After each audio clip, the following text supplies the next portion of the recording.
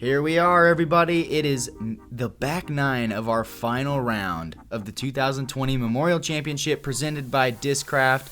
I am Kevin Jones, and I am with my good friend Luke Humphreys. Luke, you ready for these final 9 holes? Can't wait to see it. Vino's on fire, coming for the lead.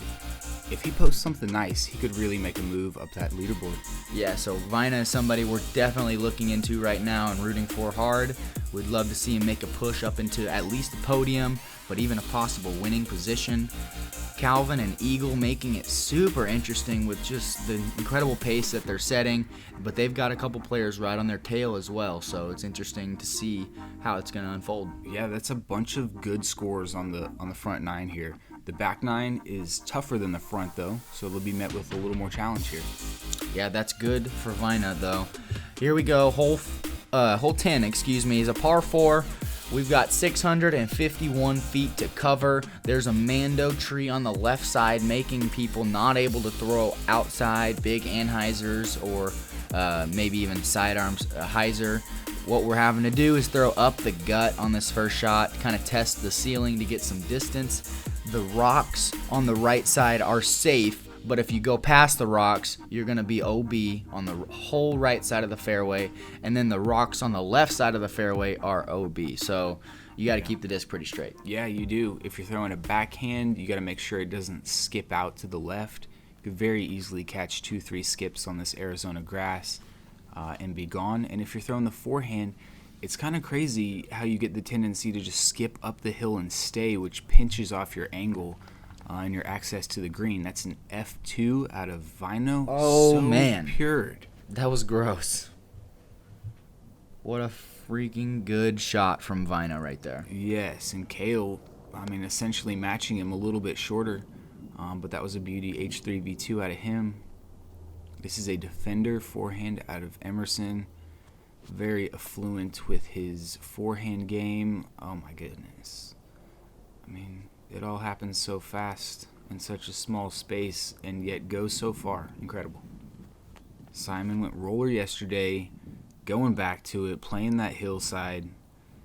There's some wind in the fairway though. You can just see the way that the roller is playing, and it rolls out a bit early. What would that have been? Right to left wind to make a roller do that, and we're seeing Kale's shirt prove that. So this is a tough backhand shot with a right to left wind, needing to ante it.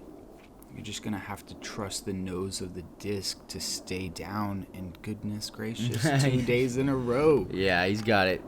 Oh my goodness. He got a little tree help, but it's touching the pole. Is that good? Yeah, it's pretty much undescribable how good that shot is. Really, to execute a backhand birdie is incredible. Emerson making the hole look pretty easy as well.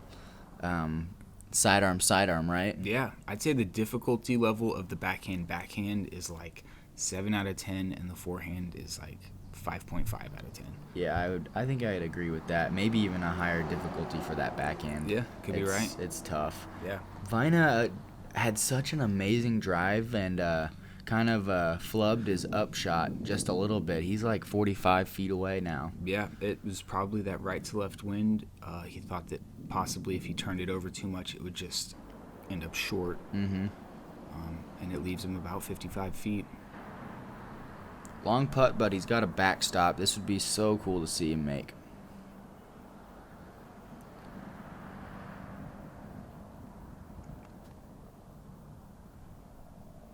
Left himself a little comebacker. Yeah, I like it, though. He's not leaving it short. Yeah, agreed. Simon converting on his birdie. Emerson looking to do the same. And you can see the flag in the background. These guys are dealing with some breeze right now.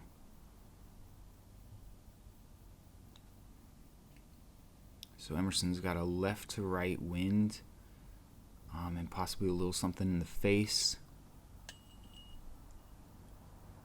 And it just raised the disc enough to hit the band.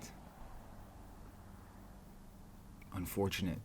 He's basically got twice as long now. Yeah. Hate to see it. Pretty much. He's outside the circle. He's going to step this one, I'm thinking. Taking no time. Stop. Oh, wow.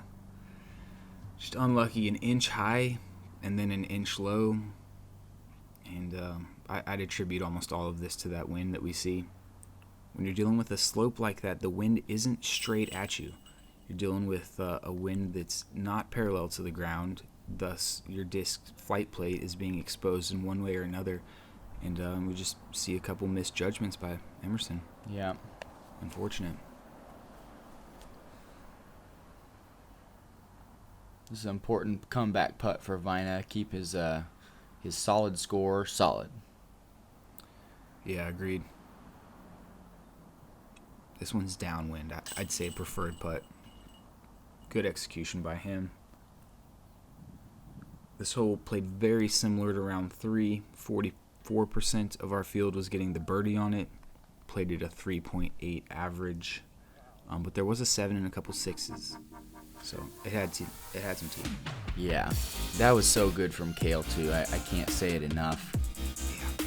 Perfectly played. And here we are. Hole 11 is also a par 4, similar in difficulty. But Luke, how are these holes comparing in handicap real quick? The previous hole played as the 10th hardest. This one plays as the 6th hardest with 11% less birdies than the previous one. I think it's just the length of the hole. It's about 140, 150 feet longer. Just makes it a little more difficult for those who aren't getting over 400 with either their forehand or their backhand. D1 out of Kale, straight down the middle. He played this one for par yesterday. Let's see if he's deciding to do that again. Big wide hyzer from Simon. So Simon needs a bunch of distance here if he wants to be in scoring position. Catching a skip right there definitely hurts the angle just a little bit, I would say. Yeah, and even though he went spike hyzer, it looked like he was 50 feet further than Kale. He's really got that easy, smooth power. If you guys have seen it in person, you know it's hard to really demonstrate through a video. He has so much go, and that's a mistake from Vino. Yeah, first mistake of the entire round, and that's a tough spot to be in. I couldn't tell if did he make it around the Mando tree? Yeah, I believe he did, but you're right about the trickiness of the spot. There'll be a couple trees impeding his view, and I'm sure that he'll throw some mid-range around the corner, execute it right. Emerson looking for some bomb here. You can see his run-up. It was a little bit different than previous holes. And I'd say if he had another foot of height, that would have gotten another 40 feet of skip. It would have, but either way, the position of that is super perfect for his forehand. Forehand is the preferred play onto this green because of the slope, if you ask anybody, I would say. And Kale not laying up like I thought he might. Needing it to sit, though, and it does. Nice. A nice, soft landing for him. Yeah, great. Simon going spike. Oh, my goodness. Whoa, early release. Oh my gosh, that disc has to be extremely overstable. I was totally wrong on that. It looked like it was going into the water. He's playing a different game. That was crazy. So he actually has a birdie putt, actually. So excuse me. This hole played over par yesterday, and then dipped just under par for today's round. 94% of the field was hitting the fairway on this hole. With the Mandos and both sides being OB, I was surprised to see that. You were right about Emerson's forehand. Yeah, that sets up really nicely. And also, got to mention, Vina's upshot there was really solid as well. He played it really safe, and what a 4 save. Fantastic from Vino. Yeah, so his upshot there was really good. He never tested neither the left side OB or the high side OB. He just wanted at least a putt. He knows he's putting good, so he says, give me a putt, give me a chance to save par, and that's my best opportunity. Yeah, exactly. Kale also jamming a nice one. He's putting with the P Model S, a new Ace Line putter from Prodigy. This is another hole where I think a backhand birdie is really impressive. Simon putting his P2 into the basket. Well done from him. Spike hyzer. I should have thought of that. Yeah. I definitely tried the spike hyzer play on the second shot. But to be able to do 2 spike hyzers it means you have some serious distance. Yeah, that's why I didn't think of it. Definitely. Good stuff from Emerson as well. That was really well played. Yeah, tricky hole number 12. Lots of water in the way. What do you think about this one? Yeah, I think that it's really important that you clear the water. What do you think? Yeah, agreed. Part of the reason we're seeing such a low percentage of circle 2 putts hit is because people are just putting themselves in position to not take a 4. Over the green, 40, 50 feet, that's the play. Looks like Kale's doing it, not messing around with the basket at all. That's awesome. And if I remember correctly, these guys are dealing with a left to right wind. Yeah, definitely with that skip. Well done, though. Closer than I thought he was going to get. Yes, really well played. The whole play is a little bit farther than 377, first of all, I think. Mm-hmm. And the important, look at that wind just slap that disc. Oh, no. It's in. Oh, no, he's got to reach down and pick up the red. It touched in. So I was about to say this. The really important thing about this hole is if you cross inbounds, you do get to take it where you were last in bounds. So worst case scenario, you hit the gunite or those rocks and you stay there and you never cross inbounds. That's when you're going to be taking a big number on this hole. Luckily, he caught a corner. Emerson did, but he's also going to suffer the same fate as Simon. Yeah. Not what you're looking for, but still, like, that mistake is way better than a couple alternatives. Vina looks good here. It needs some hookup. He threw it hard. That's the stable fairway FX2 that he's throwing there, and pretty well done. Just a tough green to putt on, though. With the wind, the openness of everything, the fast green, it's all just a little bit scary with the OB present as well. Oh my goodness, what a putt from Vina. He is on one right now. So he was dealing with either, like, definitely a bunch of headwind, but possibly some left to right mixed in there. Yeah. This putt is a lot of headwind, though. Yeah, he played the ante on that putt. What a great gallery we're seeing in the background. That's the lead card there. They teed off 30 minutes behind so that they wouldn't have to worry about any backups, and the flow would go well. Just off from Kale. He's going to be taking a par. And Emerson to save par. No, not the one. No, he'll be disappointed with that. Simon to save his par. The exact same putt. Yeah, very similar result, huh? Yeah, that's why it comes in as one of the hardest greens to putt on.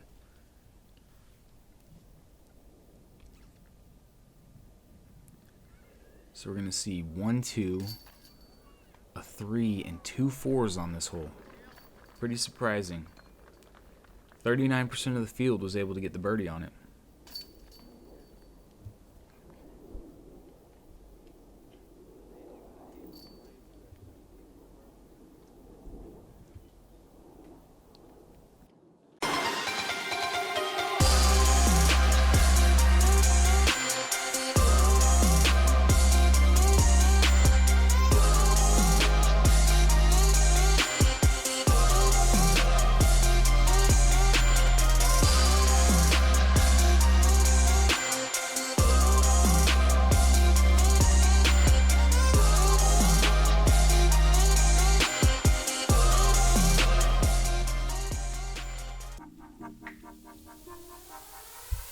Welcome back, everybody. Hole 13 is a par 3 at 405 feet. The big green tree on our left, kind of close to the basket, is a mandatory, blocking any shots over that path. There are 2 basic options on this hole as far as I know. One would be up the gut with a fairway driver or even distance driver depending on your power. And the other option is a spike hyzer that I know we're going to see Simon go for. What is Vina reaching for here?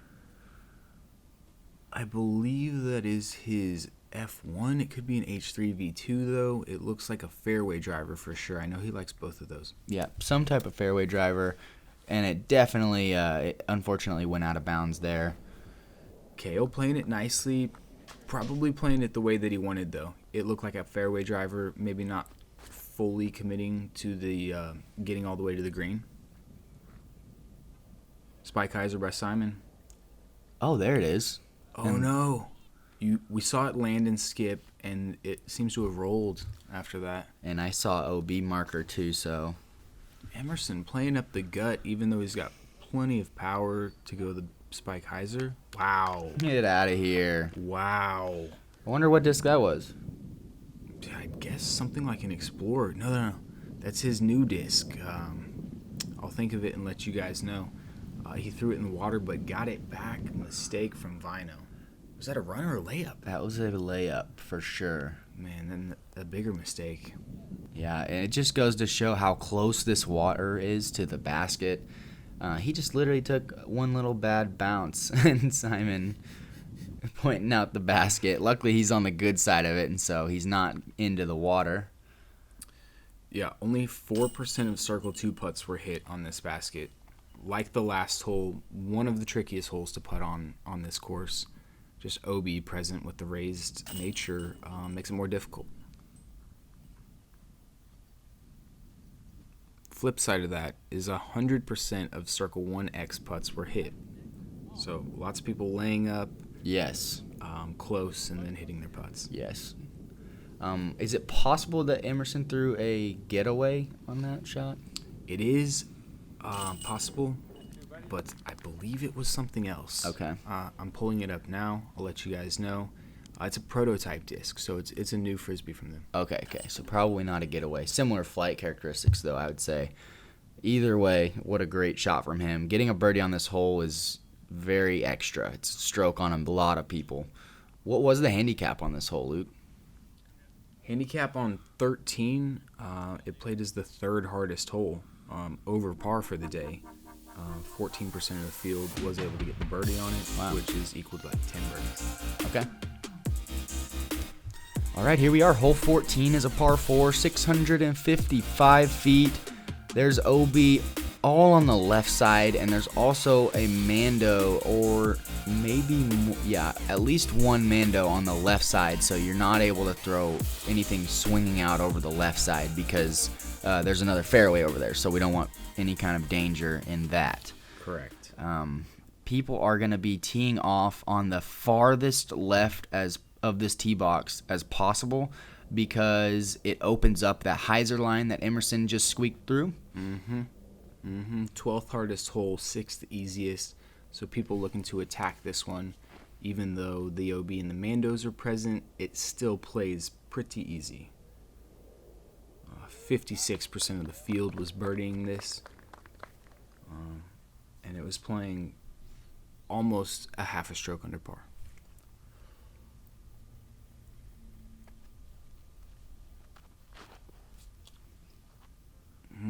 Really contorting his body to meet that hyzer need. Needs to sit. Okay. Oh, perfect. He'll have some options from there, either a low skipping hyzer or a forehand shot out over the OB. I do like seeing that forehand shot. I think Simon threw it yesterday. Yeah, I've seen it. Every time I've seen the forehand upshot, it's been successful. Simon does show us how to throw the hyzer. Pretty much perfect. Emerson is about a little bit over 300 feet away. Was that putter that he's been throwing? It's the Gatekeeper. Okay. Yep, that he's loving so much. Just a stable to straight mid-range. Or putter, right? I think it's mid-range. Okay. Kale coming in with a PA3. Correct about that one, yes, sir. Cool. So putter from Kale from a little bit under 300 feet possibly. And Simon is opting for the straight line. That's a P2, I believe. Needs to fly just a little bit. And it does. More than he would have liked, I'm sure. Yeah, he's still got some meat on the bone. And Vina is always going to be opting for the backhand. Vina doesn't, or rarely Crazy. It's opts such for a forehand. forehand shot right here. It is. But he's confident in the backhand. One of the best in the world, obviously. So, Glow PA3. Okay, he was so far left he had a straight shot. Yeah, he made it. Just laced it straight forward. Good shot from Vina, though. Well done from him. 51% of the field got into Circle 1 in regulation. 73% of the field got into Circle 2 in regulation. There were 6 OBs on this hole. That includes missing Mandos. And of those 6, only one person was able to save the par. So, played a little tough if you made the early mistake off the tee.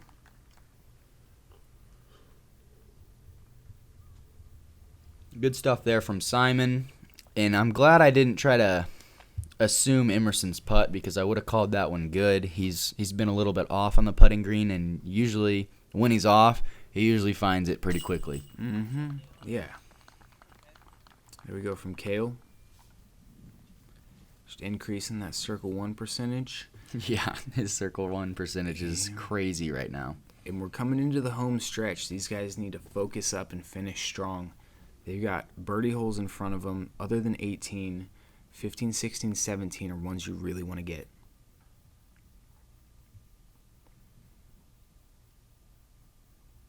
Nice wide base from Vino. You can see his power is coming from his legs as well.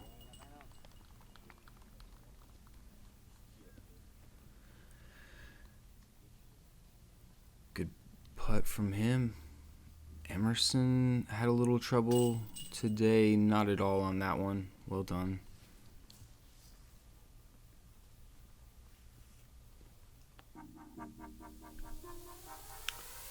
And the final par 4 of the round is hole 15 at 751 feet. There are 2 Mando trees on this hole, forcing us to go around them to the right pretty much. Nothing is going to be able to be thrown over the path there, nor the water, even though that would be the shortcut to this pin. The idea on the tee shot is to get as far and straight as possible, but that's tough to do because we're throwing big flex anhyzers and there's always wind involved. Mm-hmm. So finding the perfect angle is really important. Yeah. Trying to get a bunch of distance. You'll see rollers, you'll see big backhand flexes, and other than that, a bomb sidearm, maybe, yeah. It'd take an elite sidearm to get there. Somebody like yourself really ripping on one. I tend to think the straight up the middle play isn't really a birdie play. You end up too far left over by the sidewalk, and most of the times you just didn't have enough time to fly because of the way that the hill meets the flight of the disc. You're about 4 bills out, and it's hyzer that whole way. I'm kind of with you. I think it's definitely possible to execute it, but it's much tougher. And Vina threw that ace line disc again. Yeah, that D Model S and the Duraflex plastic, and he absolutely crushed it. Yeah, he literally just wrapped the Mando, and I should be more pumped than I sound right now, but that was an incredible shot. It was. Simon was something really stable, putting big-time angle on it. Puts himself out by the fence, which is the perfect spot to approach the green from. Emerson looked like the in-between the tree roller, and you can see it there on the hill. Oh, great angle. Oh, my goodness. It's going to go forever. The rollers that they're going in between the trees on is always working out. Oh, my goodness. Way better than going around. And it's going towards the basket now? Yeah, that's as good as it gets. Teach everybody how to do that, Emerson. Come out with a video. Yeah. What a shot. And Kale going for big skip. I love this play. Yeah. Keep going. Keep going. Not bad from where he was at. A little pinched by the Mando tree. Yeah, I think the disc hit the ground just a little bit too early to sneak a little bit closer. He was literally playing 150 feet right of the basket, hoping to skip it all the way in there. So he was trying to accomplish a pretty hard shot. Simon showing you if you throw it super far, you have a simple hyzer. Well done from him. Yeah, he's making this hole look really easy. And Vina is in a very good position as well. Just needs to sneak inside the last seater, and he does. That's a birdie all day. Yeah. Playing the hole as it should be, very simply. Justice out of Emerson. He's been throwing that Bruins Justice now for a couple years. I remember when I was living in Dallas, and he was playing with that one. Just really good with that disc. Yes, he is. And Vino's the furthest out, so we'll have 3 birdies and a par from Kale. This hole was the 7th hardest. Only 33% of the field was getting the birdie on it. But it did play 0.3 of a stroke easier than yesterday. Kale keeping up that clean scorecard look. Yeah. Always looks nice. It does.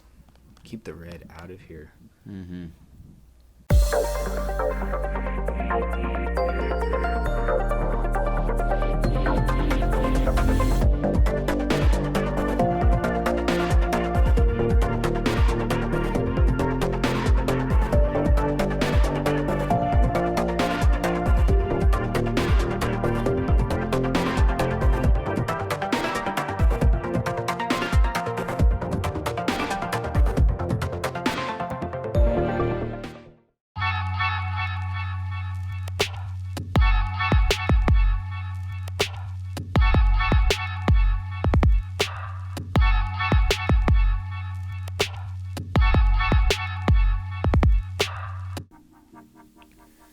Guys, if you haven't watched the FPO coverage of the Memorial Championship yet, you are missing out on one of the finest accomplishments ever performed by a woman disc golfer. It's incredible what Paige is doing right now. Do yourself a favor, jump over there. Somebody's recording it. I'm not sure who, but it'll be an absolute pleasure to watch, and you'll be blown away. Trust me. What do you think about hole 16, Kev? Hole 16 has two basic options. You either have to throw a perfect backhand shot as far as angle and speed, or lace a forehand up there and hope that it stays. Yeah, we saw Vino throw a mid-range past the basket on the hill yesterday. He's got the same one in his hand today. Let's see what he can do. Oh, that looks so good. Incredible. With a mid-range. Yeah, just minimizes the skip. Simon going with a forehand. Not turning it over, I don't think, like he was wanting to. Ends up high on the hill. That's almost an impossible putt to run with one of the trickiest greens on the course. Emerson defender, this is the angle that you want. Coming in low, skip right before the hill, and then up onto it. Well played from him. 2 forehands, 2 mid-ranges. These guys are good. Similar to where we saw Kale end up last round. Now this layup is no joke right here from Simon. That was really well played. Yeah, you could see he hyzered it out of the hand to meet the angle of the hill, minimizing the skip and the slide. Great bid from Kale. Not a bad thing to miss the basket entirely, though. If you're not going to make it, you don't want to mess around with the cage or the band. It's just high enough to create enough spin, angle, speed, whatever it may be to roll out. Yes, sir, Vina. Let's go, man. You can see how excited he is to catch that one. Runs up the hill. That's a great two, especially from down there. Stop. Oh, mistake by Emerson. He's played incredible this entire tournament. So to end up with a round like this, I'm sure chaps him, but he should be proud. He should hang his head high on this one. Yeah, you still got to give him a bunch of respect. The dude's been crushing it lately. It's literally just one round. It happens to all of us. I'm going through exactly what Emerson's going through in this round too. Yeah, he always plays his finest golf on the biggest stage, and we know that he'll have a great year and continue to. Yeah, I wouldn't be worried the slightest about his game. No, bright future for that one. Kale converts, keeping his circle 1 percentage intact, and Emerson taps in. Headed to the easiest hole on the course. That's right, hole 17, 243 feet. You got a couple options. You can either throw a nice little ace run or may even scoot it up to the basket, but the sidearm is definitely your ace run play. There's that backstop to the right, so you'd still have a pretty easy putt if you do that, and then a backhand if you're just trying to scoot it up and park it. Yeah, and this hole comes in at one of the lowest under par percentages I've ever seen. Literally 77% of the field got this hole. Only 16 of the 70 people didn't. It came in at a 2.26 average. They were shredding this hole, and I mean, you can see why. It's, for these guys at the top level, pretty simple on a day without much wind. Yep, that's right. The elevated basket is the biggest factor of this hole, because when you're on the high side and you're putting down, or even if you miss a putt, it gives your disc more likely a chance to roll. Mm-hmm. Indeed. Flippy putter from Kale, knowing it's going to slide up, executes it perfectly. These guys are doing what they should do on this hole. No one's going to be surprised with the birdie. We're not surprised with the star frame. You're just going to work and doing your job, getting the two on this one.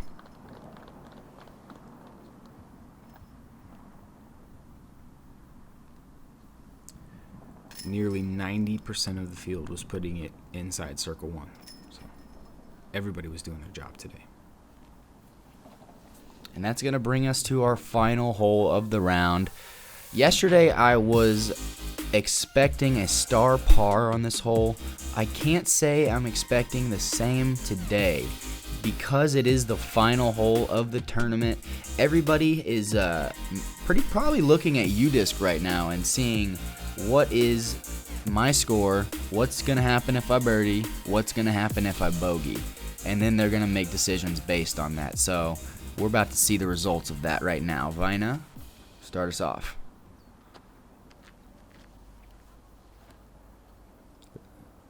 Layup out of Vino. Looks like a stable A2 or A3 out of him. 300 plastic, so it's a little stickier. He's just playing for his 3. Yep, so he's looked at UDisc and he has decided that a 3 is going to serve him just fine in the scores, and he's going to take it and move on to the next tournament. Simon as well. That's a pretty nice roll, too, you know? Helpful roll for sure. Yeah, it was a straddle before then. Emerson, no way he's laying up right now. Don't think so. That's an Explorer in his hand. And it's flipping up, just not enough. The distance was nearly perfect, but for the second day in a row, looks like he misses it just a handful of feet to the left. And that also looks to be a layup from Kale. Puts himself in great position. Beautiful layup. So we've got 3 relatively easy up and downs. Might have spoke too soon, but Kale should have no problem. If you judge his circle 1 percentage, that's pretty much a no-doubter. Yeah, he just wanted nothing to do with the water or any skip over there. Yeah. I think both those guys would love to be under the basket to tap in for their tournament, but they'll both cash, I'm sure. Emerson, soft bid, maybe. Oh, wow. That was so close to saving his par. Yeah, what a nice little bid that was. It is, and it's not even that far past the basket. Like, such good pace on the putter. Only one person put it in the circle. Oh, Simon. Shout out to Martin Hendel. Incredible shot to put it in the circle. One person. Oh, my goodness. And only one person got it both days. Would that be Martin? That would be Ricky Wysocki. Oh, okay. Banging a putt final day. Even though he's not feeling great, having some joint pain, he was able to do Ricky things and put it through the Mando twice and bang the putt. Really good stuff from him. Kale and Vina both making good putts to finish the round. They just had to sit down and focus one more time. Kale with a 6 under and Vina with a 9 under at Vista. That is a very solid score. Yeah, it is. Putting him in great position. He'll be pleased with the way he played here. Moving forward, he'll have some confidence because of this, I'm sure, too. He is the highest rated finish player at the moment. Shooting the hottest round of finish players ever shot. He's really got some momentum going into the season. Yeah, good for him. I'm happy to see him at all these events coming up. Final scores, Vina 40 under. He's ending in 4th place. Kale 36. That's going to be 7th place, tied with Simon as well. And Emerson in 11th place after a weak final round, and that is not a bad finish at all. No, it's not. 3 players dipping into the double digits here. Paul working his way back up there. It looks like he played the back 9 fantastically. Must have. Paul, that's 10 under. Vina 10 under as well on the round. Yeah. So I was wrong about that. I thought he was 9. And then congratulations to Calvin Heimberg for keeping the pace at an incredible rate. Led the field in Circle 1 in regulation, Circle 2 in regulation. Gave himself the most chances. Hit 92% of the fairways, which also leads the field. Just incredible stuff from him. Yeah, when you factor in that he's hitting all the greens, and then you count his putting percentage, it's pretty. It's like a no-doubter that he's going to be up in the podium. Yep, for sure. Yeah, so, hey, thank you guys so much for joining us for all 4 rounds of this coverage. We hope to be with you guys in the future at events coming up. We're not sure which event is next, but we hope to see you there. Your commentary is brought to you by Prodigy Disc, and thank you guys for watching.